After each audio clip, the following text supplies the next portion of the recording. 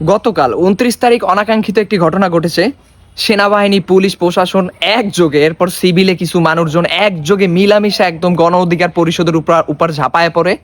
VP নূর সেখানে অনেক আহত হয়েছে, তাকে অনেক উত্তম মাধ্যম দেওয়া হয়েছে, একদম তাকে রক্তাক্ত করে ফেলা হয়েছে। এই যে ঘটনাটা ঘটছে বা এই যে ঘটনাটা যারা ঘটাইছে বা যেভাবেই হোক ঘটছে, এটা কি আসলে স্বাভাবিক কোনো ঘটনা? আসলে এটা স্বাভাবিক কোনো ঘটনা না। সেনাবাহিনী যখন ভিপি নূর বা গণ অধিকার পরিষদের উপর অ্যাটাক করছে, এটা মূলত উপরের কোনো অর্ডার ছাড়া তারা কখনোই এই আক্রমণটা করে নাই। উপর থেকে তাদেরকে অর্ডার করা হয়েছে, উপর থেকে তাদেরকে নির্দেশ দেওয়া হয়েছে, উপরের নির্দেশ এই সেনাবাহিনী সৈনিক, সাধারণ সৈনিকরা পালন করছে। এখানে ওয়াকারুজ্জামান একদম ওতপ্রোতভাবে জড়িত, এতে কোনো ডাউট নাই। জাস্ট সে দেখছে, একটু বাজায় দেখছে। আশেপাশে আপনারা মনে করেন স্বৈরাচারের দোষণ নিয়ে আপনারা জাতীয় পার্টির অফিস দখল করতে যাবেন, এটি কি হবে? হবে না। সিভিলেও তাদেরকে মনে করেন আক্রমণ করছে।